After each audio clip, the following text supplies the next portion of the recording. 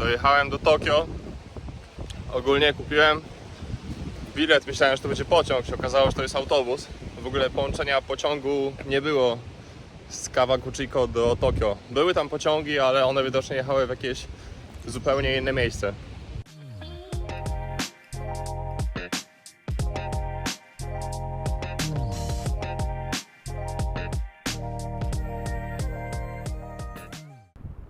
Witam z Tokio w tą słoneczną sobotę. Idę w stronę zamku, w którym mieszka rodzina cesarska.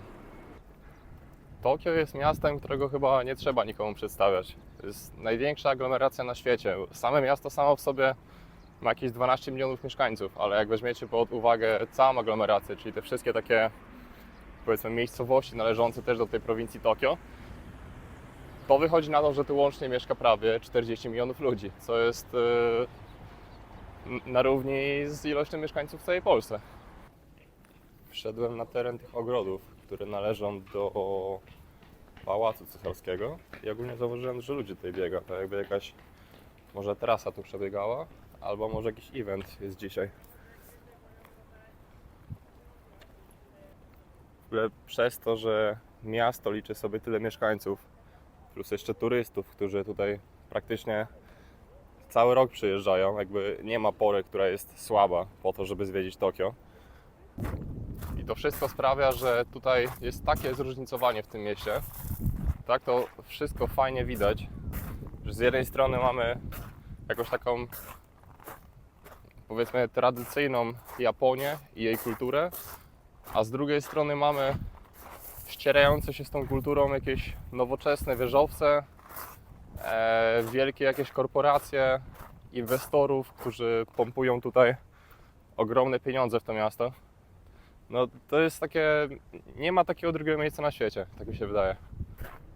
Z jednej strony jesteście w takim miejscu jak to i to przypomina na przykład Stany Zjednoczone, Park Manhattan, a z drugiej strony na przykład wieczorem wyjdziecie sobie na jakiejś Shibui albo Shinjuki, czyli to jest ta dzielnica, gdzie akurat mój hotel jest zlokalizowany, to się możecie poczuć jak w jakimś Bangkoku. Jeśli chodzi o ten zamek, o ten pałac cesarski, to można do niego wejść, tutaj do tych zewnętrznych ogrodów i tak dalej, no ale do samego zamku oczywiście wejść nie można, do pałacu, bo no, jest on zamieszkiwany przez rodzinę cesarską, z tego co wyczytałem. Ale obstawiam, że to jest pewnie jedna miejscówka z kilku, więc może ich na przykład akurat tutaj w tej chwili nie być. Jakaś gwardia cesarska chodzi, czyli nawet do tych ogrodów za tą bramą nie można wejść, już jest zamknięte. Także trzeba się ograniczyć do podziwiania tego pałacu z tego miejsca. Azjatycki Manhattan. Kurde, naprawdę podziwiam, że w tym wieku i że w taką pogodę dodatkowo chce się biegać.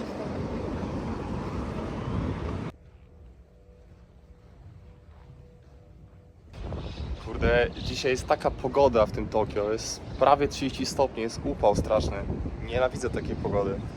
Także dzisiaj jestem skazany na jakieś takie właśnie rzeczy typu muzea, troszkę bardziej przyluzować i może nie chodzić aż tak dużo. Ten budynek to jest Muzeum Mieczy Japońskich. No, fajne miejsce, jak się tym interesujecie, ale jak się tym nie interesujecie, bo tam w sumie są miecze z różnych okresów historycznych w Japonii, ale to są głównie prywatne kolekcje, więc one są bardzo dobrze zachowane. Ale jak Was to nie interesuje, to warto te 1000 jenów zapłacić za wejście i to Wam też oferuje właśnie wejście do tego parku. To jest na dzielnicy Sumida, czyli właściwie okręgu. To jest jeden z 23 okręgów, bo tyle okręgów jest właśnie w Japonii. I ten każdy okręg się dzieli też właśnie na kilka dzielnic. Ale fajne w tym wszystkim jest to właśnie, że jak chodzicie sobie po mieście, jesteście już trochę tym znużeni, trochę Was męczy jakby zgiełk tego wielkiego miasta, no to możecie sobie wejść do tego parku i troszkę się od takiego wielkiego miasta odizolować. Da się, da się.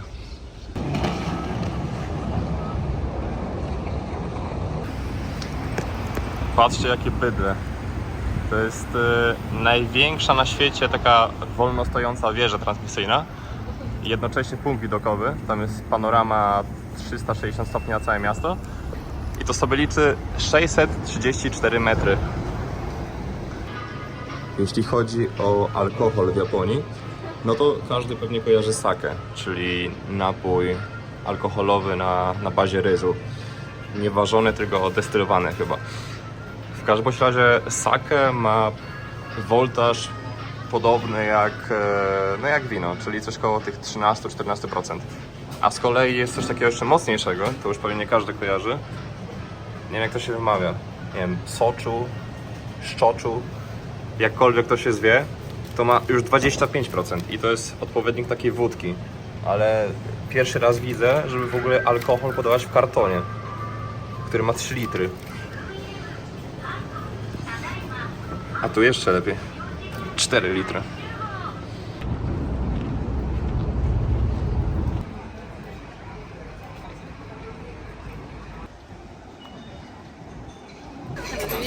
Tutaj mamy coś takiego jak omikuji, czyli takie japońskie wróżby. Trzeba wrzucić 100 jenów, potrząść tym stalowym pudełkiem, później z tego otworu wyciągnąć taki patyk, na którym będzie napisany numer, i później trzeba otworzyć szufladkę właśnie z odpowiadającym tym samym numerem, co był na patyku. I wtedy wyciągamy tą wróżbę i po prostu wróżba może być dobra, którą można zabrać do domu, a jeśli jest wróżba zła, to proszę się nie martwić. Także za chwilę sobie przetłumaczę, co to znaczy. Przepowiednia numer 9. No, ciekawe. A wszystkie te osoby, którzy wylosowali złą wróżbę, no to wieszają je tutaj na tych prętach.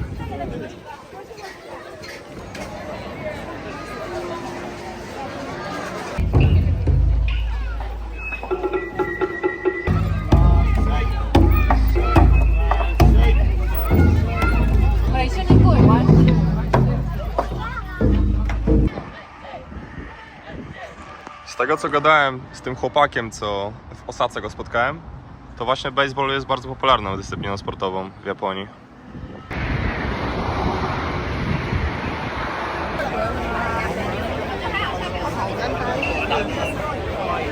Jestem na Shibui, a za mną znajduje się przejście dla pieszych, które jest powszechnie uważane za najbardziej ruchliwe na świecie.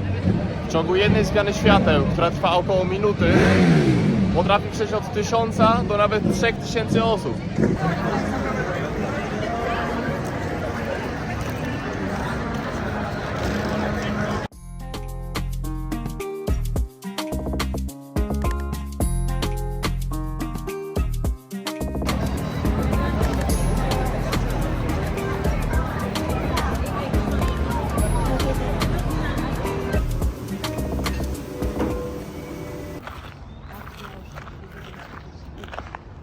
Się ogólnie zapowiada bardzo długi dzień, bo jest godzina 12. Meldowałem się z chaty, zostawiłem tam tylko plecaki, a samolot mam dopiero jutro o godzinie 7, więc noclegu żadnego nie biorę. Postanowiłem, że sobie po prostu pochodzę i zobaczę rzeczy, których nie widziałem, a jest ich bardzo dużo. Tego miasta nie da się zobaczyć w 2 dni, ale no spróbuję.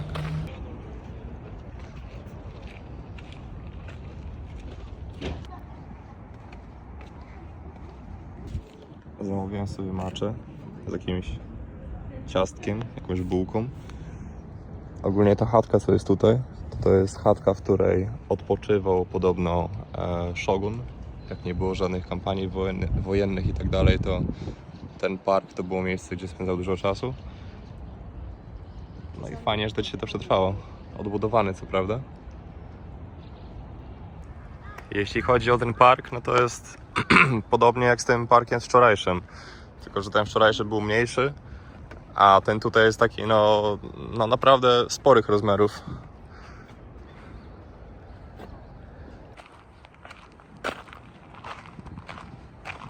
W ogóle jak siedziałem tam w herbaciarni i piłem sobie matchę, to co kilka minut właśnie widziałem, że jakaś ryba, nie wiem która z tych, ale no płynęła i wyskakiwała, płynęła, wyskakiwała.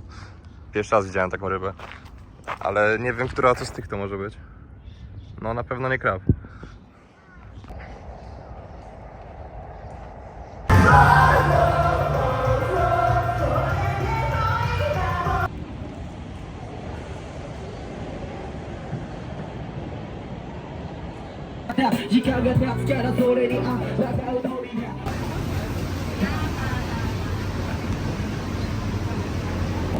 Dzisiaj robiłem taki dzień trochę testowania jedzenia i taki totalnie w sumie bez jakiegoś większego planu. Byłem w tych kilku parkach, zwiedzałem się po mieście w sumie tak trochę bez celu. Teraz idę na dworzec i jadę na tą moją dzielnicę Shinjuku.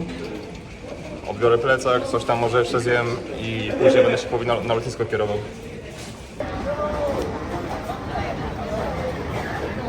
Okej, zamówiłem zupę jajeczną i sashimi z białej wołowiny, chociaż nie wiem w sumie gdzie ta wołowina jest. Nie za bardzo to widzę. W Japonii jest taki całodobowy sklep, Don Quijote się nazywa i tam znajdziecie no dosłownie wszystko. To jest taki miks wszystkich możliwych rzeczy, od ubrań po jakieś jedzenie, przez pamiątki i to jest całą dobę otwarte i całą dobę tak naprawdę, czy tu nie wszedłem wieczorem, tak jak teraz, czy tu nie wszedłem w ciągu dnia, zawsze jest to no pełne, zawsze jest to oblegane, a ceny są no bardzo przyzwoite. Na przykład możecie taką czapkę Godzilli sobie kupić. Ogólnie jakieś różne itemy z taką popkulturą Japonii. Żeby nie było, to też jest Tokio. Godzina, no przed północą, chwilę przed północą. Wyszedłem tylko z takiego centrum jak Shibuya. Idę na południe w stronę lotniska. No i nie spodziewałem się takich pustek na mieście. No jest niedziela co prawda, ale z drugiej strony to jest Tokio. Myślałem, że to miasto żyje całą dobę, każdego dnia w tygodniu. Z tego co sprawdziłem, dużo lokali jest właśnie albo do północy czynnych, albo do nawet wczesnych godzin. Także już są pozamykane. I jedyna w sumie opcja, żeby teraz coś zjeść, to jest albo McDonald's, no albo po prostu wejść do Severa na przykład, który jest, nie wiem, jest całą dobę, ale na pewno do późnej godziny w nocy. Także idę coś zjeść chyba do Maka i będę potem leciał na jakiś onsen, bo znalazłem, jest dużo właśnie onsenów całodobowych, a mi w sumie przyda się łazienka, a przy okazji wejść sobie na saunę, skorzystać, czemu nie? Onsen kosztował mnie, spoko cena była, 1000 jenów za pierwsze pół godziny i później 200 jenów za kolejne 10 minut. A tam było wszystko. Były ciepłe łaźnie, zimne prysznice, jakieś zimne bale z lodowatą wodą, sauny też były różne, z różną temperaturą. Serio, cena zajebista, jak za coś takiego. Człowiek się odświeży i w ogóle nie czuje zmęczenia nagle. Najtańsza saka ze sklepu na spróbowanie, 100.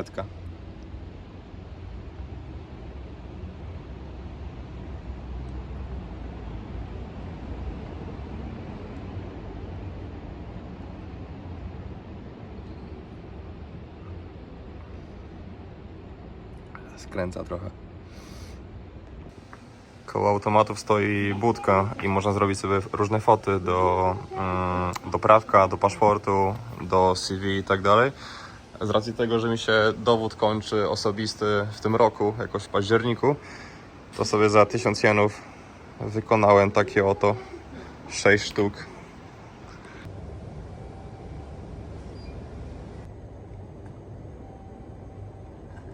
Godzina 4 i patrzę, jak już jasno jest. Już ludzie zaczynają dzień. Trzeba jechać już powoli na lotnisko, bo jest lot za 3 godziny. Albo za 4? Nie, chyba za 3. 7:20. Pojechałbym pociągiem, ale wyjątkowo biorę Ubera z racji na to, że pociągi dopiero jakoś o 5 zaczynają kursować. A 2 godziny przed lotem jeszcze muszę check-in zrobić na miejscu, bo nie mogłem zrobić online, także 2 godziny przed lotem troszkę ryzykownie, więc biorę dla odmiany Ubera po raz drugi albo trzeci podczas tego całego wyjazdu, więc nie jest tak źle.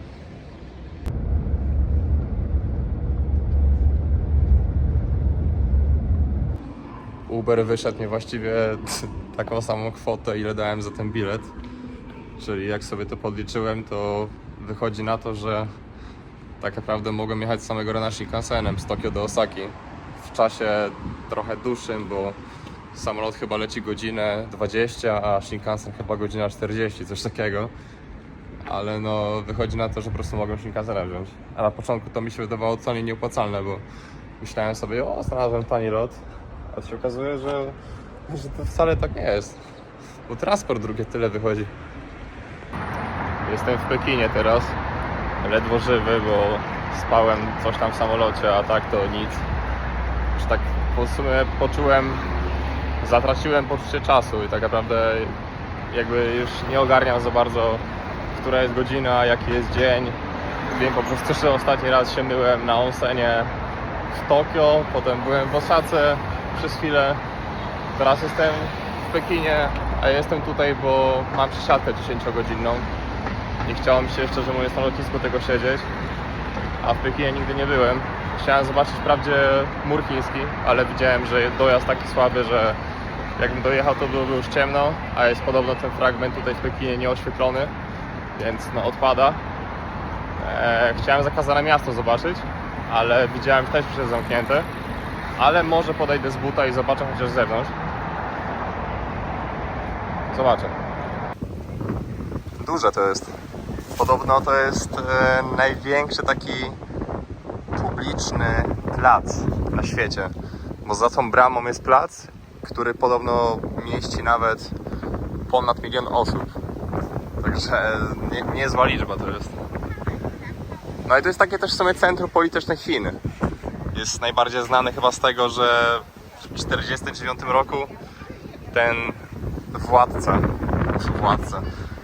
no ten co rządził tutaj, ten Mao, ogłosił tutaj właśnie w tym miejscu, że Chiny będą republiką.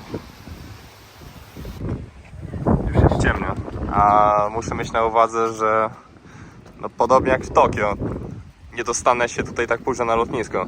Tylko że w Tokio po prostu mogę Ubera zamówić, a tutaj jest taki problem, że Uber ani Bolt nie działa. Ja mam za mały transfer danych internetu, żeby jakąkolwiek aplikację pobierać. Alipaya też nie mam, to znaczy mam, ale jakoś nie działa, mimo że używałem go kilka miesięcy temu. Coś się teraz stało, jakiś crash był i nie jestem w stanie nic zrobić. Także jeśli nie zdążę na żadnego busa, no to utknę po prostu w mieście. Ale jest to chociaż pretekst, żeby kiedyś tu znowu wrócić i zobaczyć zarówno zakazane miasto, jak i pojechać na odcinek Wielkiego Muru Chińskiego, który jest tutaj blisko miasta.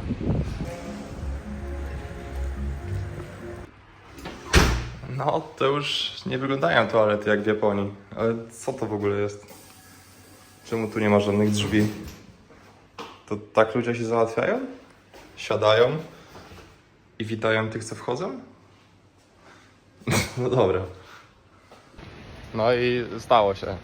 Siedziałem, robiłem swoje, a jakiś akurat facet szedł do kibla i zaczął tam przez 5 minut mydło napełniać w zlewie. Przed chwilą wychodząc z tego pałacu miałem dosłownie 3 kontrole paszportowe. Wszyscy ludzie normalnie przychodzili, tylko nie zatrzymywali.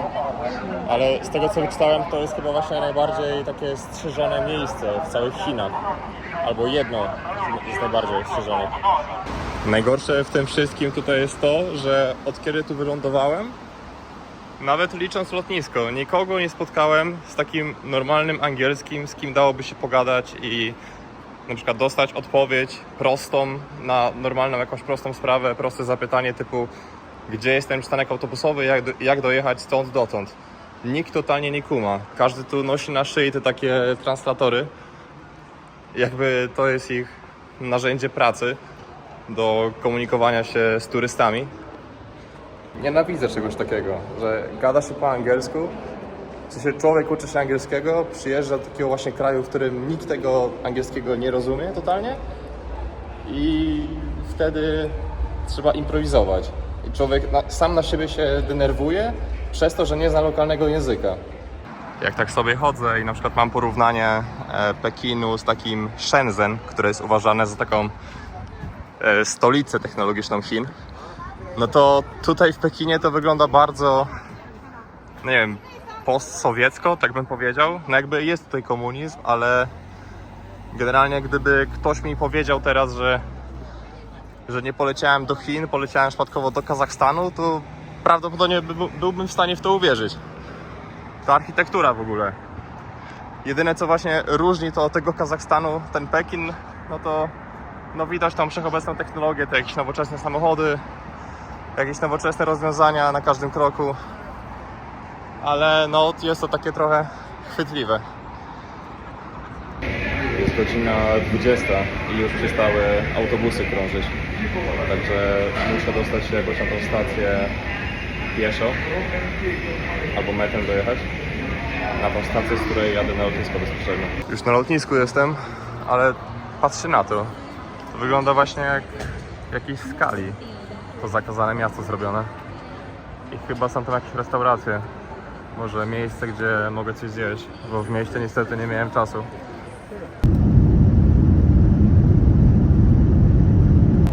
Witamy się z Belgii po 10 godzinach przespanego lotu. Dojechałem i co? Się okazało, że nie ma transportu, żeby dostać się z powrotem do Holandii. Także teraz trzeba kombinować z Flixbusem. Ale tak czy siak, dzięki, że oglądaliście wszystkie 4 odcinki. Czy 5? 5, bo to będzie do 5 odcinka. I do zobaczenia w jakiejś kolejnej podróży. Na razie.